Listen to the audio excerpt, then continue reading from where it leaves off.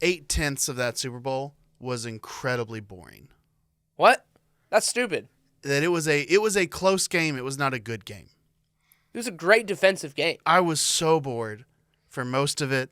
It was just field goals and fumbles and punts. And I was just like, it was like nerve-wracking because you didn't know who was going to like really make the like catastrophic mistake. Yeah, I just got and it turns out it was Kyle Shanahan. Yeah, shocker. All right, let me just take 30 seconds and gloat. Can I? You I'm can. gonna take 30, We were going to get here. I'm going to take 30 seconds to Kyle Shanahan. Ha ha. Ha ha ha. Ha. I hope you have zero happiness until you apologize for what you did to the Falcons. I hope you not only lost the Super Bowl, I hope you then woke up with just white-hot diarrhea. And that you had to sit and have diarrhea as you thought about how you've blown 2 Super Bowl leads. 3. He lost in 20. He blew the one in 2022. That's true, Kyle. I hope you're just the saddest man right now. Anyway, so you enjoyed the quote defensive struggle as 2 teams failed to convert on a lot of third downs. It was more interesting than the track meet that I think we all thought we were gonna get. I think we think of Patrick Mahomes as and that offense is this high-powered offense, which it wasn't. And I think what we saw, which was reality, is that the reason these 2 teams were in the Super Bowl was because they have great defenses and good offenses. But their defenses were by far their strength. And so it was fun to watch those defenses play the chess match of the game, play the field position. And again, it's old school football, which I'm a fan of. And, watching running backs be really the key to offensive movement and having to figure out a run game, specifically on the Kansas City side. The 49ers ran the ball with ease. Christian McCaffrey played out of his mind, especially in the first half when they gave the ball to him. Yeah, Kyle Shanahan stopped running. Sound familiar? It does. I don't want to crap on him because I actually think he's a really great coach, and I actually think he's like a brilliant offensive mind. I knew that when they came out and threw the ball like 4 times, like 2 series in a row, that Nate, you were sitting on the couch, apparently not drinking a beer we hit in pre-show, but just gloating, like instantly being like, oh, I see what's going to happen, and this makes me happy. Yeah, I was like, welcome to the Kyle Shanahan experience, 49ers fans. Welcome back, I guess. Yeah, 2020, same thing. Yeah. They lost to the Chiefs. They had the lead. I think they were up 10. I think they were up 10 points going in the second half again. Yeah, I don't know if I feel anything anymore when I watch sports. I think I was just watching, going good. When do you feel something? I really think I can think of a few scenarios maybe, but I'm just curious. It's been a while since football has made me feel anything. Okay. Might have been 2016, the last time football made me feel anything. I think the last time that I had... You felt nothing when Georgia won national championship. I forgot about those. Those were fun. Okay. My relationship with Georgia football is secondary. Is secondary. It's also complicated. No, that was fun. What's complicated about it? I don't like some of the people that anyway. I would say the NFC Championship when the Falcons beat Aaron Rodgers. That's one of the happiest moments of my life. We're going to the Super Bowl. Aaron Rodgers is sad.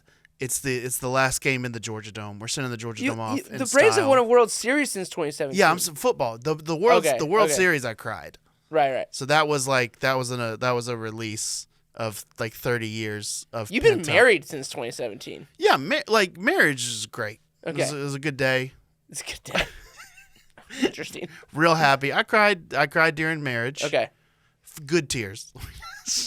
I'm not just like at the altar sobbing that I can't play video games and drink margaritas Cheetos anymore. Out of your hood anymore. That's an old callback. Yeah, now it's a Smart Pop or whatever it is. Did you do that? Were you one of the people that did the Cheetos out of the hood? Sometimes. I did. I don't like getting things on my fingers. When this came up, he didn't have a friend like you in the studio, and we railed on him for weeks for this idea of putting food in a hood and eating it as a bowl in front of our faces. Yeah. You did this in front of people? No, no, not in front of. He told the story that he did it, okay. and Yeah. and At naturally least you have some shit. the rest of us. You do a dry fit hoodie, so you're not gonna get like a bunch of pilling. We're in it. not. You're not selling this to me like I'm gonna come on your side of this. All right.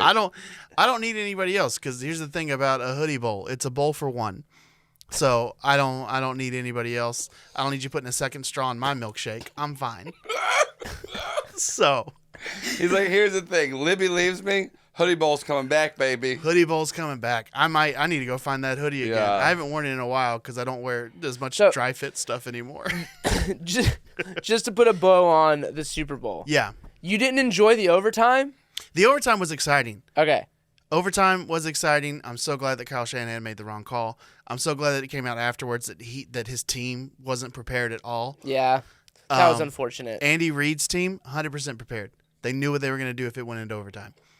I also kind of like there was an aspect of I do not think it was rigged, but if you already thought it was rigged and then you watch this play out, you had a tough night because you watched not just overtime, but overtime where Mahomes had to Fourth score. down conversions. Fourth down, and Mahomes is the one running around.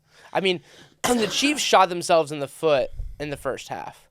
Yeah. They were trying to like bury themselves in that game. Multiple fumbles after big plays. It was, again, there was a lot of mistakes happening in the first half across the board. But I thoroughly enjoyed the game. Patrick Mahomes just putting everybody on their back, running for I think like 50, 60 yards in the second half. Yeah. Deciding that he wasn't going to lose, and he didn't. I'm ready to say he's the GOAT. That's just because you hate Tom Brady. That doesn't matter. Patrick Mahomes said, I struggle with even this thought process Yeah. because Tom Brady beat me in the Super Bowl. Yeah, he's a nice guy. He's a nice guy that's saying the right thing. What he doesn't want to say is a roided up, plastic faced Tom Brady beat me in the Super Bowl. Therefore, it's not legitimate. I'll say that for you, Mahomes. You didn't lose to Brady. That's what he needs You right lost now. He to needs RoboCop. Nate Owens to show up and I got be you. his defender. I got you, Patrick. I got you, buddy. Yeah. Okay. Let's two things that did not happen on the field that I want to talk about. First is Travis Kelce bumping into Andy Reid and everybody dude. losing their minds because he looked like he was going to murder him. he did. And also, let's be honest, Andy Reid, he's not as spry as he used to be. So the idea that he lost his footing a little bit, I don't think it was going to take much. Seeing it in slow motion looked really bad. Yeah. But Andy Reid said they're fine. Travis Kelce said they're fine. And then a bunch of people on TikTok were like, they're not fine. And I was like, They're fine. I think they're going to be okay. Yeah, they're fine. Yeah. Travis Kelce is the most bro competitor of all time. And he is one of those players. The only people that have a problem with this on TikTok are people that never played sports. Yes. Because if you played sports, there was always like the one or two people that like they had the crazy switch, but it shot them into like this world that was like destructive and I'm trying to think of like the Marvel where like the one of the Marvel universes where like you like the bad guy like ingests something and it makes him into the crazy it's the one that you love where Yeah, Dr. Jekyll and Mr. Hyde. I really appreciate literature. Anyway, I was trying to relate to you on the Marvel comic thing. It's stupid anyway. I don't think you were right. I think you're thinking about DC and Bane. No, I'm not. Don't send me down this rabbit hole because I don't want to do it. So the superhero that It's the ingests... Thor. No, it's the Thor. It's the Thor universe. The You're Thor talking about series. Dark World, where the second Dark one, World where guy. in the ether. Yeah. I haven't seen that one in a while. Thank you. It was bad. Thank you, Joel. I love how he's like a jock in a room with two nerds. He's like, I'm trying to fucking relate. I gotta go cold dip. You guys like I this? got It's cold dip. the nerdy thing with the guy he ingests something and then he's like, You guys I'm surprised you don't have like a manifesto about the ether. Thor 2 Dark World Yes. is regarded as one of the lower. the weaker Yeah. of the Marvel movies. Okay. I also have my own issue with the state of the MCU right now anyway, so. But don't you? Okay, we'll come back to the Super Bowl. We don't need to talk about the. Let's say the this is a white man only Travis- podcast today. Travis Now it's Kelce- time to talk about MCU.